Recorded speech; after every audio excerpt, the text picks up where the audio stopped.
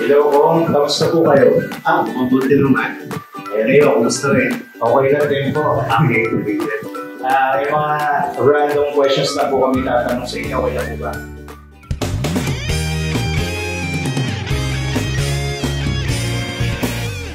Welcome sa Kwentuhang Sibak. Saan po kayo kumukuha nila? Siyempre sa Panginoon niya, sa yung mga salita, sa mga taong nakapaligid sa atin, nagmamahal sa atin, at saka pag nakakain na, lumalakas na ako. Favorite color niyo po sa upo? Favorite color ko talaga ay blue. Oo, pero dahil nasa campaign lagi nga ako, kung ano yung kailangan sa campaign. If money were no object po, ano po yung bagay na unang-una niyo pong bibilhin? Pwede ba bumili ng tulog? Tulog? Nene. Nalala ko yun, sabi niya, pag nakaluwag-luwag na ako, bili ako sariling mundo para hindi raw siya nahihirapan sa mundong ginagalawan natin. Kasi mayroong mga pangarap ang Diyos na inilagay sa puso ko. Yung mga pangarap na yan, uunahin ko yun. Gusto ko bago mag-end ang life natin o life ko, matapos ko yung lahat ng pangarap na ilagay ng Panginoon sa puso. Ano po yung favorite bonding niyo po ni asawa ko? Siguro kung nasa abroad, Gusto niyo ba? may gastos daw yun eh. Nagbibigay po ba kayo kong ng second chance? Hindi lang 7. Mabait si ko. Saan niyo po natutunan po ngayon? Or personality niyo na po ba na pagbigay po kayo? Biblical kasi eh. Kung may nagkamali sa'yo, patawarin mo. Dapat lahat ng tao bigyan ng pagkakataon. Minsan meron talaga tayong mga kakulangan eh. Meron tayong mga kahinaan, meron tayong mga limitasyon. Kawalan ng kaalaman, what is best, what is right. So, bigyan natin ng pagkakataon. Nung nakapagpatawad po kayo, ano po yung na-realize nyo na, ay, tama pala yung sinasabi ng Bible?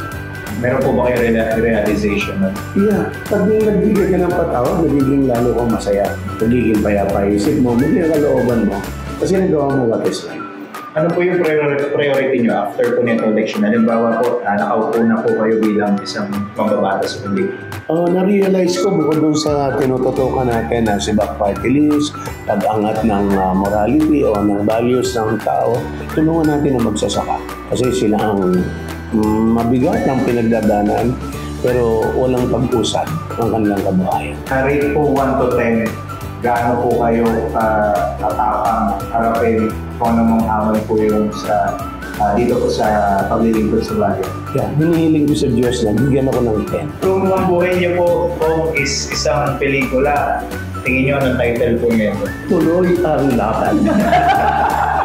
Kung bibigyan po kayo ng pagkakataon na malaman yung mangyayari sa future, gusto niyo po bang malaman? Yes. Why po? Eh, paano ma-accomplish ko? Saka matapos ko? Di ba tayong lahat nangangarap na yung existence natin dito, mag-end sa accomplishment. Magkaroon ng achievements. Ang objective ng Diyos, why we are. Po yung first job niyo po kong Ang unang naging trabaho ko ay natuto ako manahe ng mga burda. Yun yung unang naging trabaho ko. At sa totoo lang, nag-excel ako doon. Kaya lang, lately na-realize ko, kailangan mag-aral. So, ilang panahon lang yun, tapos pumasok na ako, nag-aaral na ako. Actually, doon na nagsimula na nag-iba na yung takbo ng isip ko. Kasi naranasan ko rin yung hirap ng buhay sa bukid, kasi may bukid kami. Sa bukid, napakainit, napakatapi, putik, etc. Ginigino ka sa panahon. Ang hirap ng buhay ng magsasawa. Pero meron kaming gabrasong tayan ng lola ko, so natuto rin ako manahe. Pero syempre dahil may bukid kami, nagtatrabaho rin ako sa bukid. ano po yung biggest regret niyo po sa buhay niyo po? Yung hindi ako nagsikap na lahat. Kasi hindi nga ako school bukol. Lately lang ako naging masikat at nag-aral, nagbabasa. Muna ako ng lahat ng dapat unawain. Kasi kailangan para makapaglingkod sa Diyos, sa bayan, at sa tama. Paano niyo po magagawa kaya sa paglilingkod na magiging strong yung culture ng isang bansa po natin? Patuloy tayong tumaas ang edukasyon sa maraming bagay. Lahat po sa lahat ng bagay. Kasi kung tataas ang edukasyon natin, magiging matalino tayo. Lahat ng desisyon natin magiging. Ano po yung pinakagusto niyo sa paglilingkod? Pinakagusto sa paglilingkod? Lahat naman mas na bibigyan mo ng higit na kaluwalhatian ng Diyos. Ano po yung kung most allergic kayo? Ang pinakamataas kong allergy yung mga sa usok. Yan. At saka sa gamot. Meron akong allergy back-tree. Allergy ako sa gamot na back. Ano po yung favorite childhood memory mo po? Ay siguro nga, iyo ako'y nag-filtre. Kasi yung mga kaklase ko, sasaya, ang lilit namin Ilan po yung gusto niyong anak? Pwede 3. Plus 1. So, ilan po kayo magkakapatid? 6. Pangilan po kayo? Panganay. Ano pong feeling ng panganay? Leader. Ano po yung challenge mo bilang panganay?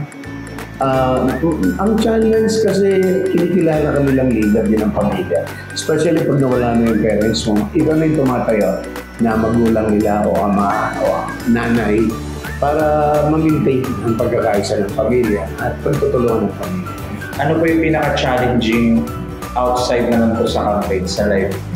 Ang pinaka-challenging yung agad. Puyat. Puyat po talaga. At kahit na kailangang mamahinga ka na, you need to stand up, you need to move on, and face ng lahat ng tao with beautiful smile. Kung bibigyan po kayo ng pagkakataon na malaman yung mangyayari sa future, gusto niyo po bang malaman? Yes. Why po? Kahit ano ma-accomplish ko, saka matapos ko, di ba tayong lahat nangangarap na yung existence natin dito, mag-end sa accomplishment. Magkaroon ng achievements, ang objective ng Diyos, why we are. Bakit po kailangan matutoy? Bakit po kailangan makapag-aral yung mga kabataan natin? Kasi alam mo, ang edukasyon napakahalaga, no? Sabi nga, Hosea 4:6, my people are perishing because of lack of knowledge. Pag wala tayong edukasyon, tapos tayo sa kaalaman. Dahil tapos tayo sa kaalaman, hindi maganda yung nagiging mga decisions natin, hindi matalino yung mga decisions natin. Pero kung mataas ang uri ng kaalaman at nagkaroon tayo ng tamang edukasyon, tingin ko, magiging tuntungan niya para umangat talaga tayo. Lalo na ang lahing Pilipino, lalo mas magiging maganda. Bibigyan po kayo ng pagkakataon na mapalitan ko ang pangalan niyo. Ano po yung pangalan? Papalitan. Gary. Pero wala, hindi ko napapalitan yan. Still, bahagi na yun ang ating buhay dito sa loob. Kung bibigyan po kayo ng isang araw na makapagpahinga po kayo talagang direct, ano po yung gagawin niyo? Tutulog. Pangalawa po. Pangalawa. Pangalawang gagawin, kakain. Meron po ba kayong paboritong artista? Yung kamag-anak ko, Sino po? si Marian Rivera. Ano po yung pinaka-rewarding na naranasan niyo po sa buhay? Yung binibigyan ng lakas at binibigyan ng mahabang buhay. What are you most grateful for life? Siguro, yung pagpapasalamat ko, siyempre, yung kahit na ganito lang tayo, hindi naman talaga tayo katulad ng iba, pero andyan yung tulong lagi at pagmamahal ng Panginoon, pagsama ng Panginoon, at dinala ng Panginoon sa isang makasaysayang paglilingkod na nagbibigay ng kaluwalhatian sa Kanya, nakakatulong sa kaluwalhatian ng Diyos, sa bayan at maging sa tahanan. Sa relationship niyo po sa inang niyo po, ano po yung aral o pananalita po na naibahagi po niya sa inyo nung lumalaki po kayo na hindi niyo po makakalimutan? Na up to now po kayo po ay grandfather na, gusto niyo po rin itong maituro po doon sa inyo pong apo. Ano po yun? Yung maging mabuti sa lahat ng tao, maging mahusay kang makipagkapwa-tao. Dahil sa tingin niya, marunong ka lang makipagkapwa-tao. Yan yung mga tunay na tao. Kung kasama niyo po siya ngayon, kung saan niyo po siya gustong ipasyal? Alam niyo, kung i-bless ako ng Panginoon, dadalhin ko siya sa lahat ng paborito niya. Kung ang daigdig paborito niya, gagawa ko ng paraan para isa-isa, unti-unti. Magagawa ko ng masarap na pagmamahal at pagsaservisyo sa aking ina. Kasi pag nakaupo yan, gusto niyan ang ulo ko na dito sa lap niya. At pinahagod-hagod niya yung aking ulo. Pero dahil doon, nagiging payapa at nagiging masaya ang aking buhay. Sa family niyo naman po, ano po yung pinaka-favorite niyong banding? Sinama ko lahat ng mga kapatid ko, magulang ko, sa bakas, kung sa Norsagaray. Yun, naligo lang tapos kumain ng kung ano-anong pagkain doon. Yun, masarap na sa akin yun. Ano po yung namana sa inyo nung apo nyo? Ano mo sila? Baka may sumasagot sila. Little Kong Doming. Ano naman po yung karanasan na hindi niyo po makakalimutan with your father? Hindi ko makalimutan sa father ko yung mali niyang mga pagsusugal, ang kalaban niya, mga mayor, mga malalaking tao. Yun ang hindi ko makalimutan, pero bandang huli, hindi ko rin makalimutan nung ako'y nakakilala na sa Panginoon. Tapos nagsasalita na ako sa TV. Nagulat ako, yung pagsasalita ko sa TV ni record niya, tapos yung record na yun, pinakita niya sa lahat ng kaibigan niya, pinagmamalaki niya, ito yung anak ko.